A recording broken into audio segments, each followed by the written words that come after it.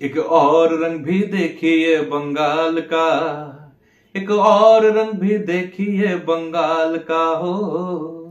খাকি দা Bengal chapter একটা theme song এবং এটা কিন্তু খুব অ্যাট্রাকটিভ একটা গান এবং সকলেরই এটা দৃষ্টি আকর্ষণ করেছে বা শ্রুতিকে আকর্ষণ করেছে এবং এটা তো খাকি দা বেঙ্গল চ্যাপ্টার থিম সং যেরকম বললাম, এর মিউজিক ডিরেক্টর কে বা খাকি দা বেঙ্গল চ্যাপ্টার মিউজিক ডিরেক্টর কে, এটা নিয়ে অনেকের মনে অনেক প্রশ্ন আছে, অনেক মানে ঔৎসুক্য আছে এবং অনেক জায়গাতেই বিভিন্ন রকমের খবর ঘোরাফেরা করছে। তবে অথেন্টিক খবর এবং জেনুইন খবর যেটা সেটা আজকে আপনাদের সঙ্গে শেয়ার করব, সেটা হচ্ছে এটি বিখ্যাত নিউজ পোর্টালে জানিয়ে দিয়েছে কিন্তু এর মিউজিক ডিরেক্টর কে।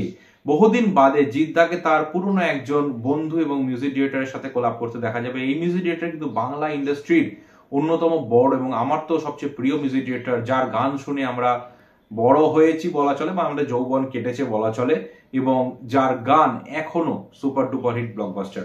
সো আমি কথা বলছি জিৎ গাঙ্গুলির কথা। জিৎ গাঙ্গুলি কিন্তু এই খাকি দা বেঙ্গল চ্যাপ্টারের মিউজিক ডিরেক্টর এবং এই যে ট্র্যাকটা যেটা থিম সংটা সেটা কিন্তু জিৎ গাঙ্গুলিরই কম্পোজ করা। এই গানটা খুবই ক্যাচি এবং অলরেডি লোকের মুখে ঘোরাফেরা শুরু হয়ে গেছে এই গানটা।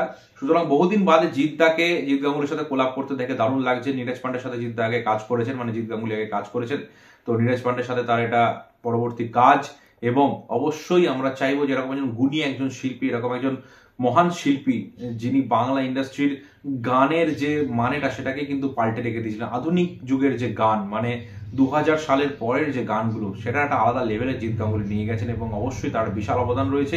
তাই তার এত বড় প্রজেক্টের সঙ্গে যুক্ত হওয়াটাকে আমি অবশ্যই এটা দারুণ ব্যাপার বলে মনে করি। আপনারা কি মনে করেন সেটা কমেন্টে জানাবেন। সেকেন্ড আপডেট হচ্ছে জিদ্দার খাকি দা বেঙ্গল চ্যাপ্টারে কি নাম, মানে কি ক্যারেক্টারের নামটা কি, এবং এখানে অনেকেই পুলিশের চরিত্রে অভিনয় করছেন। তার মধ্যে পরমব্রত চট্টোপাধ্যায় রয়েছেন, মিমো চক্রবর্তী রয়েছেন, জিদ্দাও রয়েছেন। এখানে কিন্তু জিদ্দার ক্যারেক্টারের নাম হচ্ছে অর্জুন মৈত্র, তিনি একজন আইপিএস অফিসারের ক্যারেক্টারে অভিনয় করবেন। Last part not the least যেটা নিয়ে কথা বলবো সেটা হচ্ছে খাকি দা বেঙ্গল চ্যাপ্টারে কটা এপিসোড থাকবে, অর্থাৎ কটা ভাগে এটা দেখানো হবে। যেটা জানা যাচ্ছে সেটা হচ্ছে মোটামুটি কিন্তু বেশ কয়েকটা এপিসোড জুড়ে এটা দেখানো হবে। গল্পটাও বেশ বড় এবং ডিটেলিং এ দেখানো হবে, তাই এটা প্রায় 7খানা এপিসোডে কিন্তু দেখানো হতে চলেছে। সুতরাং আমরা অনেকটা জায়গা জুড়েই জিদ্দাকে দেখতে পাবো। অন্যান্য চরিত্র প্রসেনজিৎ চট্টোপাধ্যায়, পরমব্রত চট্টোপাধ্যায়, শাশ্বত চট্টোপাধ্যায়, মিমো চক্রবর্তী ও অন্যান্যদের কিন্তু আমরা দেখতে পাবো অনেকগুলো এপিসোড জুড়ে। এটা আমাদের কাছে একটা বড় পাওনা, কারণ এরকম প্রজেক্ট টলিউডে তো হচ্ছে না, তাই বলিউড থেকে আমরা এটা দেখতে পাচ্ছি। এটা আমাদের কাছে একটা বড় পাওনা, আমরা অবশ্যই ওয়েট করে থাকবো এবং আমরা অবশ্যই এটা লুফে নেবো, খুব আনন্দ করে খুব এনজয় করে আমরা এটা দেখবো।